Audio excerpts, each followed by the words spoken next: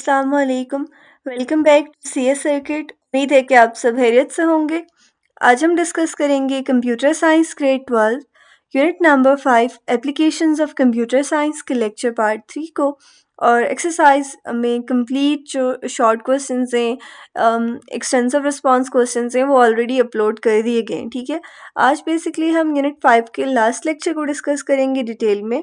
और अगर आपको ये वीडियो इन्फॉर्मेटिव लगे तो लाइक शेयर और सब्सक्राइब ज़रूर करिएगा। कोई भी आपकी सजेशंस हैं, कोई भी आपकी क्वेरीज हैं, आप कमेंट्स में पूछ सकते हैं। Okay, so let's start with the relationship between AI, machine learning, neural network and deep learning.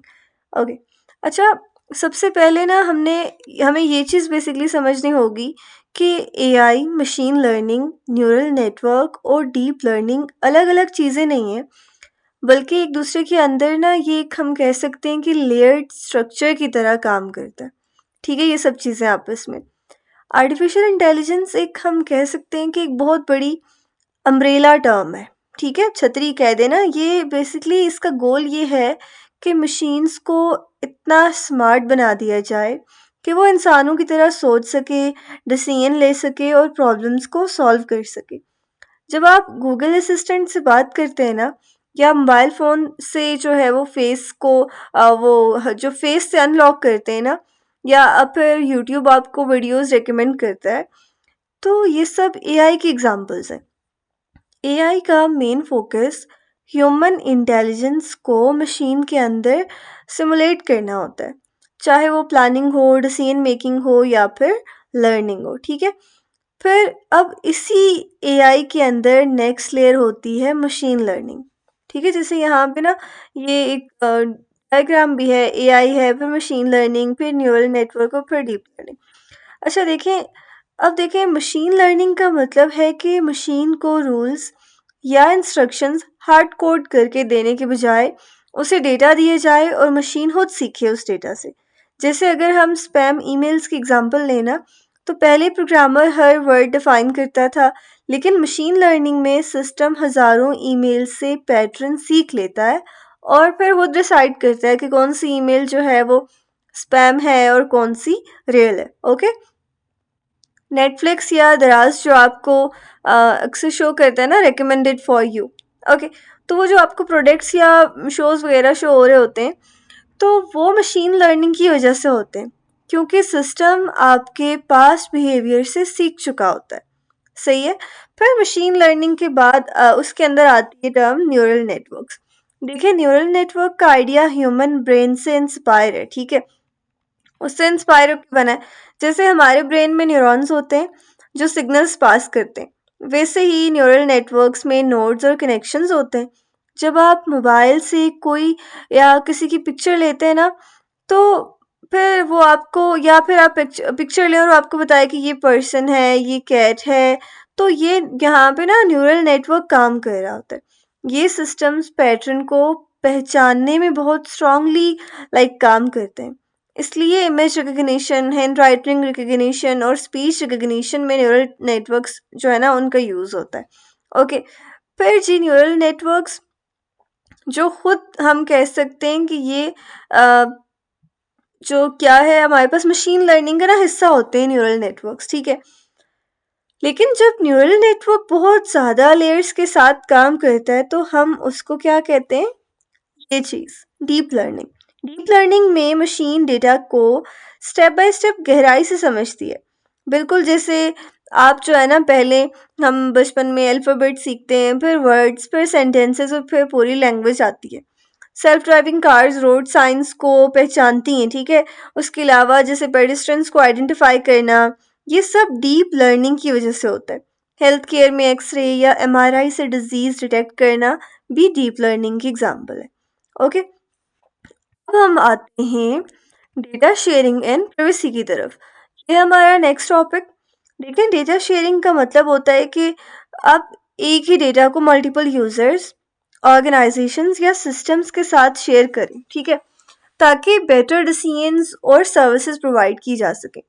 Real life जब हॉस्पिटल अपना पेशेंट डेटा रिसर्च इंस्टीट्यूट के साथ शेयर करती है ना, तो डॉक्टर्स नए ट्रीटमेंट डेवलप करते हैं। जब गूगल मैप्स यूज़र्स को उसका जो लोकेशन है ना डेटा यूज़ करते हैं ना उसका, तो ट्रैफिक अपडेट्स एक्यूरेट होती हैं। यानी डेटा शेयरिंग सिर्फ इन्फॉर्मेशन देना नहीं होता, बल्कि कलेक्टिव बेनिफिट के लिए नॉलेज को यूज़ करना होता है। ओके, अब हम कुछ इसके बेनिफिट्स को देखते हैं। देखें, डेटा शेयरिंग सबसे पहले फ़ायदा इसका हम कह सकते हैं कि एफिशिएंसी और कोलैबोरेशन है। जब एक ऑर्गेनाइजेशन के डिपार्टमेंट्स एक दूसरे के साथ डेटा शेयर करते हैं तो काम फास्ट होता है और डुप्लीकेशन कम होती है। फॉर एग्जांपल, अगर स्कूल के एडमिन और teacher student performance data share करें तो ऑब्वियसली वीक स्टूडेंट्स पर टाइमली फोकस किया जा सकता है। ठीक है, उसके अलावा हम बात करते हैं रिसर्च और डेवलपमेंट के लिए डेटा शेयरिंग बहुत पावरफुल है। ओके, यूनिवर्सिटीज़ जो है ना वो रिसर्च सेंटर्स या जो भी हैं अपना जब डेटा शेयर करते हैं तो नए जो नित नई डिस्कवरीज हैं वो होती हैं। हेल्थ सेक्टर में डेटा शेयरिंग से डिजीज़ के ट्रेंड समझ आते हैं और बेटर वैक्सीन्स या मेडिसिन बनाई जा सकती हैं। ओके, बिजनेस वर्ल्ड में डेटा शेयरिंग मार्केटिंग और कस्टमर रिलेशनशिप जो है ना इम्प्रूव करता है। जब कंपनीज कस्टमर प्रेफरेंसेस का डेटा एनालाइज करती हैं तो वो राइट प्रोडक्ट राइट कस्टमर तक पहुंचाती हैं। इससे कस्टमर सेटिस्फाइड होता है और बिजनेस भी ग्रो करता है। ओके, और अगर हम बात करें गवर्नमेंट लेवल की, जो लास्ट पॉइंट में मेंशन है कि गवर्नमेंट लेवल पर डेटा शेयरिंग जो है ना पब्लिक पॉलिसी और प्लानिंग में हेल्प करता है। ठीक है, सेंसस डेटा, हेल्थ डेटा और एजुकेशन डेटा शेयर होने से गवर्नमेंट बेहतर डिसीजन लेती है, जैसे हॉस्पिटल्स कहाँ बनाने या स्कूल्स कहाँ अपग्रेड करने। ओके, फिर हम बात करते हैं डेटा प्राइवेसी की। डेटा प्राइवेसी का मतलब है कि इंसान को अपनी पर्सनल इंफॉर्मेशन पर कंट्रोल मिलना चाहिए। आपका नाम, CNIC, phone number, email, health record, ये सब सेंसिटिव डेटा होता है जो हर किसी के साथ शेयर नहीं होना चाहिए। प्राइवेसी का मतलब सिर्फ डेटा उसको हाइड नहीं करना, बल्कि ये डिसाइड करना कि कब, कैसे और किसके साथ डेटा शेयर हो। ओके, अच्छा, फिर जो पर्सनल इंफॉर्मेशन है ना, ये जो यहाँ पे मेंशन है कि PII, पर्सनल आइडेंटिफाइबल इंफॉर्मेशन और पर्सनल हेल्थ इंफॉर्मेशन, जैसे डेटा अगर गलत हाथों में या चला जाए तो सीरियस प्रॉब्लम्स हो सकती हैं। इसलिए कंपनीज और ऑर्गेनाइजेशंस की ये जो है ना हम कह सकते हैं कि उनकी जिम्मेदारी होती है कि वो डेटा को सिक्योरली स्टोर करें। ओके, और आपको पता है कि आजकल प्राइवेसी का इशू बहुत क्रिटिकल हो गया है, क्योंकि लोग सोशल मीडिया पर अपनी जो है ना लाइफ को ओपनली शेयर करते हैं, अपनी लोकेशन, क्या खाना खा रहे हैं, क्या उन्होंने जो है ना पहना है, ओढ़ा है, सब चीज़ें वो मेंशन कर देते हैं वहाँ पे। तो जब उन्हें ना अंदाज़ा नहीं होता कि इसके क्या कॉन्सिक्वेंसेस हो सकते हैं, तो ये डेटा फ्यूचर में फिर मिसयूज़ भी हो सकता है। ओके, अच्छा, फिर है data sharing and privacy, data privacy conflicts. हम यहाँ कॉन्फ्लिक्ट इसलिए होता है क्योंकि डेटा शेयरिंग बेनिफिशियल है लेकिन प्राइवेसी रिस्क भी क्रिएट होता है इसकी वजह से। जैसे ऑनलाइन शॉपिंग के लिए आप एड्रेस और कार्ड डिटेल शेयर करते हैं, कन्वीनियंस मिलती है लेकिन रिस्क भी तो होता है। ठीक है, ऑर्गेनाइजेशंस को फिर ये डिसाइड करना होता है कि कितना डेटा शेयर करना सेफ है और कौन सा डेटा कॉन्फिडेंशियल रहना चाहिए। हर डेटा को ओपन एक्सेस देना डेंजरस हो सकता है। ठीक है ना, और उसके अलावा unauthorise access, legal access, hackers, hacking और डेटा थेफ्ट इसी कॉन्फ्लिक्ट का रिजल्ट होते हैं। अगर सिक्योरिटी वीक हो तो डेटा जो है ना इजीली मिसयूज हो सकता है। ठीक है, जो शेयर डेटा है, इसलिए कहा जाता है कि डेटा शेयरिंग और प्राइवेसी का बैलेंस मेंटेन करना बहुत इंपॉर्टेंट है, ना ज़्यादा ओपननेस और ना ही ज़्यादा रिस्ट्रिक्शन। ओके, फिर हम बात करते हैं जी misuse of personal data की। देखिए, पर्सनल डेटा ऑब्वियसली सबसे ज़्यादा इम्पॉर्टेंट है।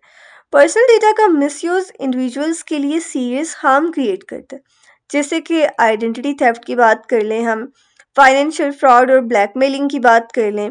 बिजनेसेस के लिए डेटा मिसयूज़ अगर हो रहा है तो रेपुटेशन लॉस और लीगल इश्यूज का सबब बनता है।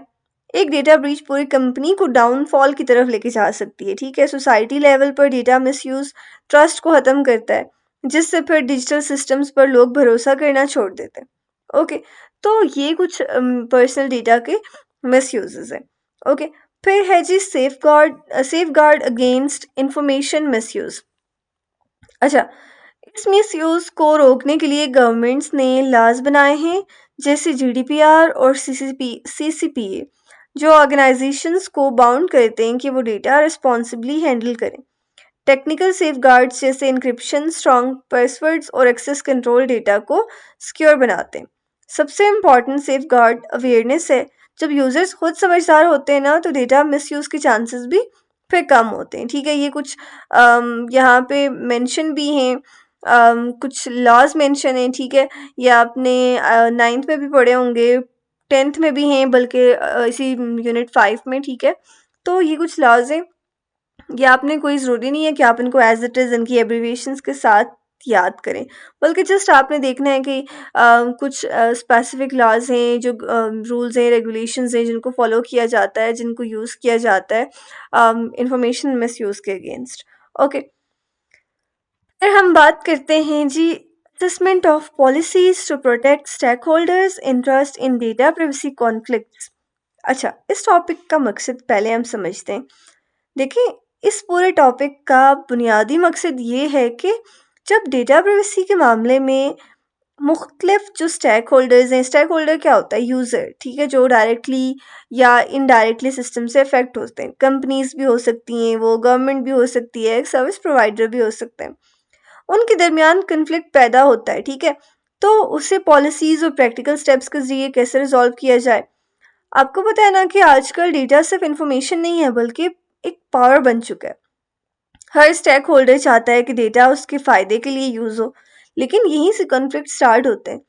तो इस टॉपिक का गोल ये है कि इंसानों के हुकूक प्रोटेक्ट भी हों, ऑर्गेनाइजेशंस अपना काम भी एफिशिएंटली कर सकें और ट्रस्ट का सिस्टम भी ब्रेक ना हो। यानी इससे ना हम ये देखेंगे कि बैलेंस कैसे बनाया जाए प्राइवेसी और डेटा यूजेज के दरमियान। ओके, तो सबसे पहले है जी identify the source of data privacy conflict.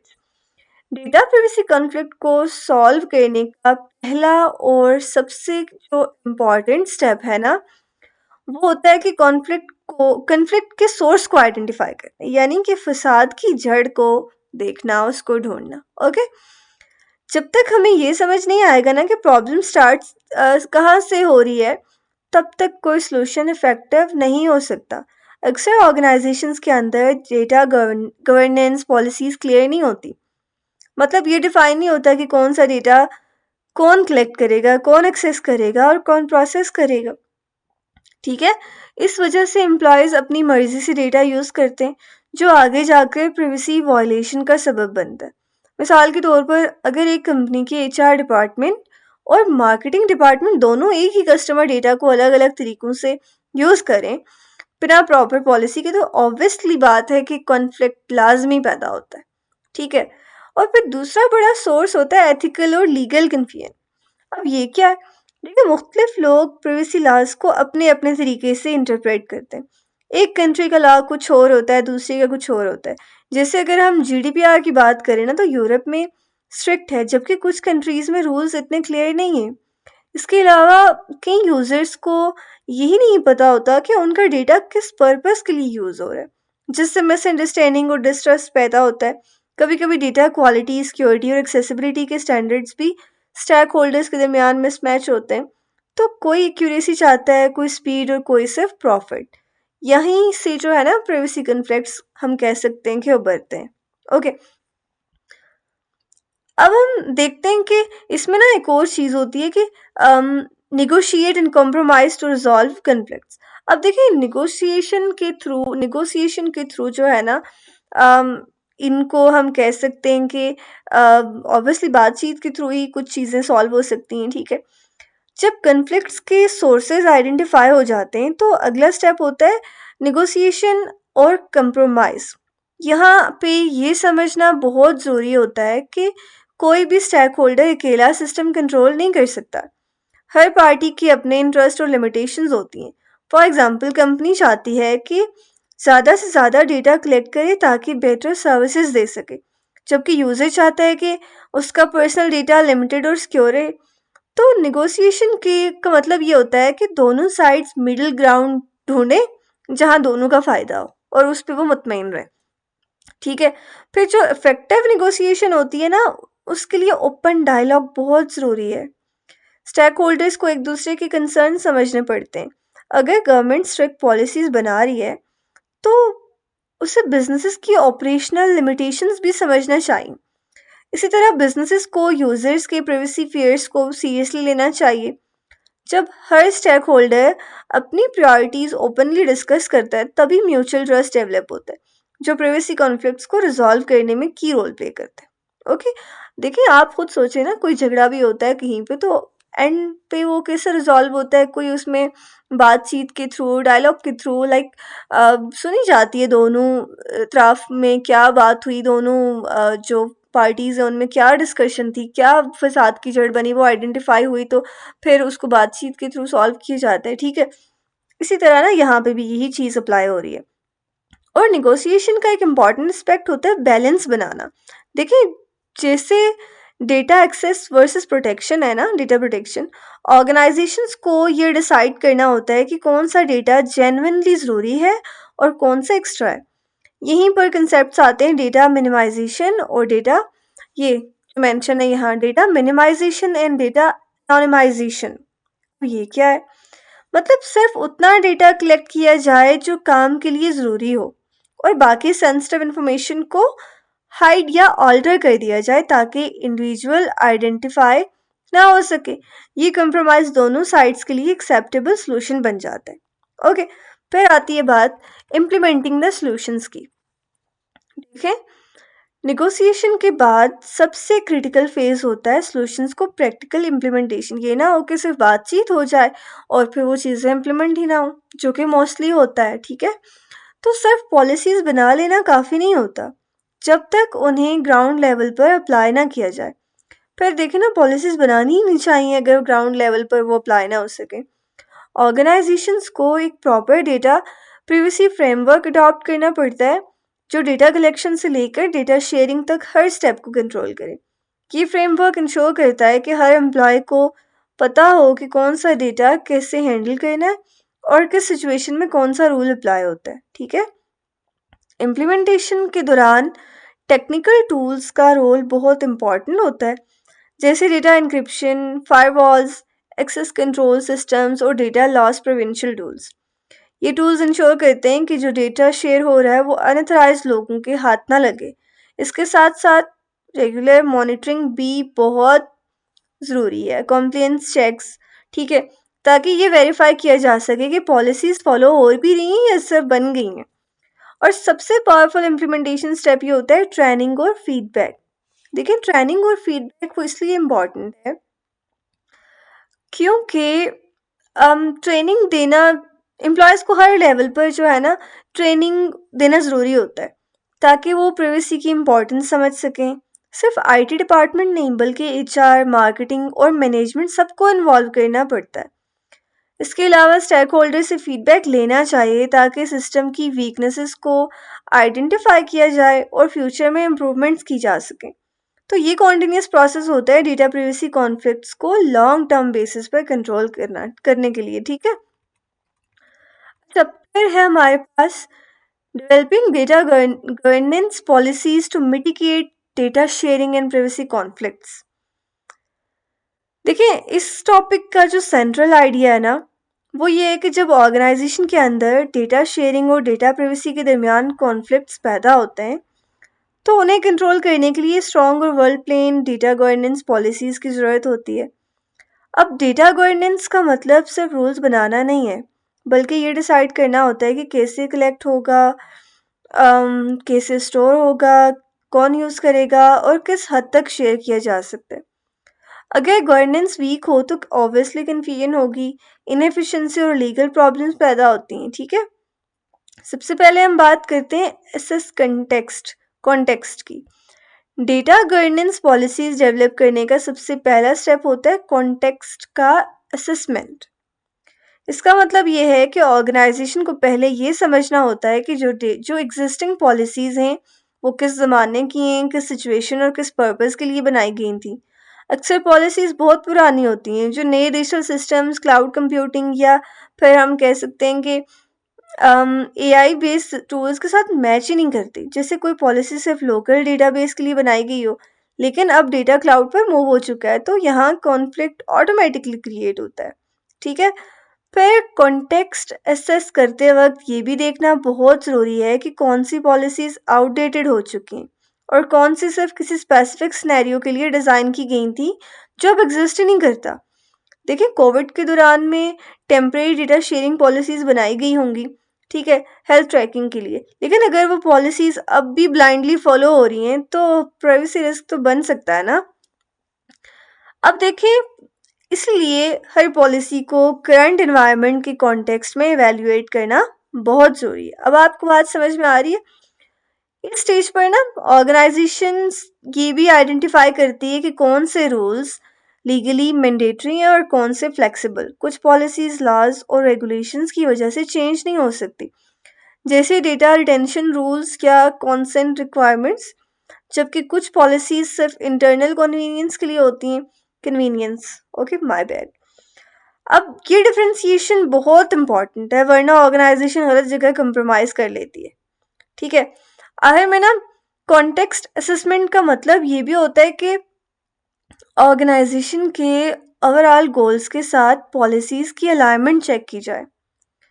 अगर ऑर्गेनाइजेशन कस्टमर ट्रस्ट बिल्ड करना चाहती है, लेकिन उसकी policies overly aggressive data collection allow करती हैं, तो कॉन्फ्लिक्ट लाजमी है। इसीलिए कॉन्टेक्स्ट समझना एक्चुअली फाउंडेशन होता है पूरी डेटा गवर्नेंस स्ट्रेटजी।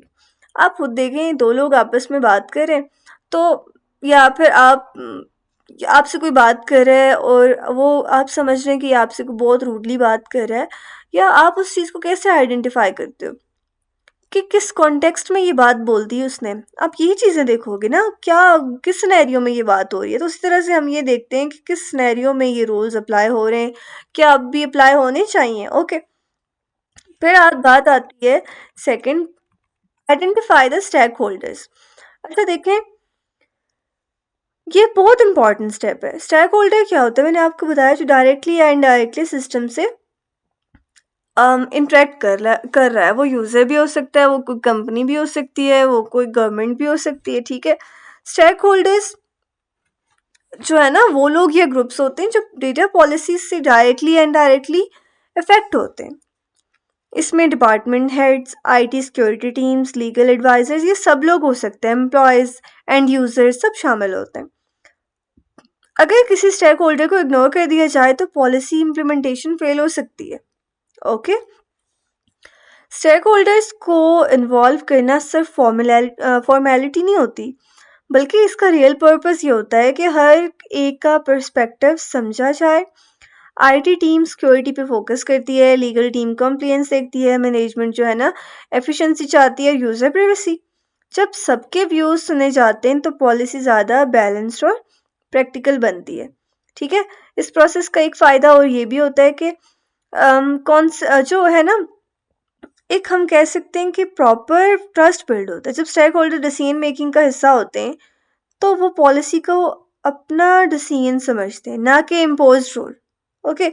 इससे फिर हम कह सकते हैं रेजिस्टेंस कम होती है और इम्प्लीमेंटेशन स्मूथ हो जाती है। फिर हम बात करते हैं जी वैल्यूएट रिस्क की। देखिए, डेटा गवर्नेंस का नेक्स्ट स्टेप यही है और ये सबसे इम्पॉर्टेंट भी है। सभी इम्पॉर्टेंट है। यहाँ पे ऑर्गेनाइजेशन हर पॉलिसी के साथ अटैच रिस्क को एनालाइज करती है। सबसे बड़ा रिस्क होता है सेंसिटिव डेटा का एक्सपोजर, जो फाइनेंशियल लॉस और लीगल पेनल्टीज का सबब बन सकता है। इसलिए सिक्योरिटी का सेंट्रल फोकस दिया जाता है इसमें। रिस्क वैल्यूएशन में ये भी देखा जाता है कि अगर पॉलिसीज रेगुलेशंस के मुताबिक ना हो तो नॉन कॉम्प्लियंस के कॉन्सिक्वेंसेस क्या हो सकते हैं। हैवी फाइन्स, लॉ सूट्स और ब्रांड रेपुटेशन डैमेज आज के टाइम में बहुत सीरियस इश्यूज हैं। इसलिए लीगल एडवाइजर्स का इनपुट इस स्टेज पर बहुत ज़रूरी है। ठीक है। और साथ ही साथ सारे डिसीजंस को प्रॉपरली डॉक्यूमेंट करना और स्टेक होल्डर्स को कम्युनिकेशन उनके साथ करना, ताकि ट्रांसपेरेंसी हो सके। ठीक है। जब प्रोसेस क्लियर होता है तो अकाउंटेबिलिटी भी इम्प्रूव होती है और ट्रस्ट भी। ओके। देन है fourth one is proper propose solutions. अच्छा, रिस्क वैल्यूएशन के बाद ना सॉल्यूशंस प्रपोज किए जाते हैं। ये सॉल्यूशन सिर्फ थियोरेटिकल नहीं होते, बल्कि प्रैक्टिकल और एक्शनेबल होने चाहिए। कभी एक पॉलिसी में चेंज सफिशिएंट होता है, कभी 2 पॉलिसीज़ को मर्ज करना पड़ता है और कभी बिल्कुल नई पॉलिसी डिज़ाइन करनी पड़ती है। आपने वो तो पढ़ा होगा ना, SDLC, software development life cycle, ठीक है? तो उसमें भी आप देखेंगे जब आप या आप सॉफ्टवेयर कंस्ट्रक्शन आपने पढ़ा हो कभी, तो आप देखेंगे आप जब कोई सिस्टम बना रहे होते हैं ना, तो आप उसमें देख रहे होते हैं कि जो फीडबैक के मुताबिक आप उसको कॉन्टिन्यूसली जो है ना, एक हम कह सकते हैं ये इवॉल्व हो रहा होता है ये प्रोसेस, ठीक है? तो आप उसको यूज़र की फीडबैक के मुताबिक अगर एडजस्ट नहीं करेंगे तो फिर वो आउटडेटेड हो जाता है, मार्केट में उसकी कोई वैल्यू नहीं रहती। ओके। और फिर ऑब्वियसली बात है कि जो प्रपोज सॉल्यूशन है ना, यहाँ फोकस होता है सॉल्यूशंस कॉम्प्लेंट्स के साथ अलाइंड हों और ऑर्गेनाइजेशन गोल्स को सपोर्ट करें। अगर सॉल्यूशन वैग हो या अनक्लियर हो तो वो कन्फ्यूजन और कन्फ्लिक्ट को और बढ़ा देता है। इसलिए क्लैरिटी स्टेज का सबसे इम्पॉर्टेंट फैक्टर है। फिर है इम्प्लीमेंट चेंजेस, ठीक है, ये बात मैं कर रही थी। फाइनल स्टेप है इम्प्लीमेंटेशन। इसमें पॉलिसीज को सिर्फ डॉक्यूमेंट तक लिमिटेड नहीं रखा जाता बल्कि ऑर्गेनाइजेशन के डेली ऑपरेशंस का हिस्सा बनाया जाता है। डॉक्यूमेंटेशन अपडेट की जाती है और सब रेलिवेंट पार्टीज को चेंजेस कम्युनिकेट किए जाते हैं। इम्प्लीमेंटेशन के बाद मॉनिटरिंग और फीडबैक बहुत ज़रूरी है। अगर कोई इशू आया तो उसको फ़ौरन इम्प्रूव किया जा सकता है। ट्रेनिंग सेशंस भी कंडक्ट किए जाते हैं ताकि एम्प्लॉयज़ पॉलिसीज़ को सिर्फ फॉलो ना करें बल्कि समझें भी। Okay. Last topic is principles adopted by Organization for Economic Cooperation and Development on data sharing and protection of privacy. अच्छा, OECD का पर्पस ये है कि इंटरनेशनल लेवल पर डेटा शेयरिंग और प्राइवेसी प्रोटेक्शन के लिए कॉमन प्रिंसिपल सेट किए जाएं, ठीक है? क्योंकि डेटा बॉर्डर्स को नहीं मानता, इसलिए ग्लोबल स्टैंडर्ड्स बहुत ज़रूरी है। ओके। OECD ये एम्फसाइज करता है कि पर्सनल डेटा कलेक्शन लिमिटेड होनी चाहिए। मतलब ऑर्गेनाइजेशन सिर्फ उतना डेटा कलेक्ट करें जो जेन्युइनली ज़रूरी है, ना कि हर पॉसिबल इंफॉर्मेशन। अब देखिए, अगर आप ऑनलाइन शॉपिंग कर रहे हैं तो उसके लिए आपकी जस्ट नाम और आपका फ़ोन नंबर या ईमेल आईडी नेसेसरी है, लोकेशन चलें। अब जहाँ पे आपने वो रिसीव करनी है चीज़। अब देखें, ये तो नहीं ज़रूरी ना कि आपके घर में कितने लोग रह रहे हैं, आपके घर में रूम्स कितने। ये तो मैं एग्जांपल दे रही हूँ जस्ट आपको। तो ये एक जो है ना अननेसेसरी डिटेल है। ओके, आपको बात समझ में आ रही है? तो कलेक्टेड डेटा एक्यूरेट और पर्पस ओरिएंटेड होना चाहिए। अगर डेटा गलत हो या इरेलीवेंट हो तो डिसीजन भी गलत होंगे और इंडिविजुअल्स को नुकसान हो सकता है। ओईसीडी प्रिंसिपल के मुताबिक डेटा को सिर्फ उसी पर्पस के लिए यूज़ करना चाहिए जिसके लिए उसको कलेक्ट किया गया हो। पर्पस चेंज करना ट्रस्ट वायलेशन के बराबर होता है। ओके। और फिर उसके अलावा अगर हम बात करें ना, अगर देखें, अगर जो है वो डेटा को किसी और पर्पस के लिए यूज़ किया जा रहा है तो दैट मीन्स कि यूज़र फिर नेक्स्ट टाइम वो कभी भी ट्रस्ट नहीं करेगा उस चीज़ पर, ठीक है? उसके अलावा सिक्योरिटी और ट्रांसपेरेंसी भी ओईसीडी के कोर प्रिंसिपल्स हैं। इंडिविजुअल्स को पता होना चाहिए कि उनका डेटा कौन यूज़ कर रहा है और क्यों। साथ ही डेटा को अनऑथराइज्ड एक्सेस से प्रोटेक्ट करना फिर ऑर्गेनाइजेशन की जिम्मेदारी है। ओके। और सबसे इम्पॉर्टेंट प्रिंसिपल है अकाउंटेबिलिटी। देखिए, अकाउंटेबिलिटी जो है ना, जो भी ऑर्गेनाइजेशन डेटा कलेक्ट करती हैं वो उसकी प्रोटेक्शन और प्रॉपर यूज़ की जिम्मेदार होती हैं। ये प्रिंसिपल ट्रस्ट, एथिक्स और सस्टेनेबल डिजिटल एनवायरनमेंट की भी बुनियाद है। ओके। तो ये था हमारा unit number 5, application of computer science का लास्ट लेक्चर, पार्ट 3, ठीक है? होपफुली आपको कुछ चीज़ें, अगर सारी नहीं भी हुई तो कुछ ना कुछ क्लियर हो गई होंगी, ठीक है? और अगर आपको ये वीडियो इन्फॉर्मेटिव लगी हो तो लाइक, शेयर और सब्सक्राइब आपने ज़रूर करना है अपने फ्रेंड्स के साथ, रिलेटिव्स के साथ, जो जो भी आपको लगता है कि जिनको ये वीडियोस देखनी चाहिए, लेक्चर्स सुनने चाहिए, आप उनके साथ ज़रूर शेयर करिएगा। मिलते हैं नेक्स्ट लेक्चर में नेक्स्ट चैप्टर के साथ। तब तक के लिए अपना ख्याल रखिएगा। अल्लाह हाफ़िज़।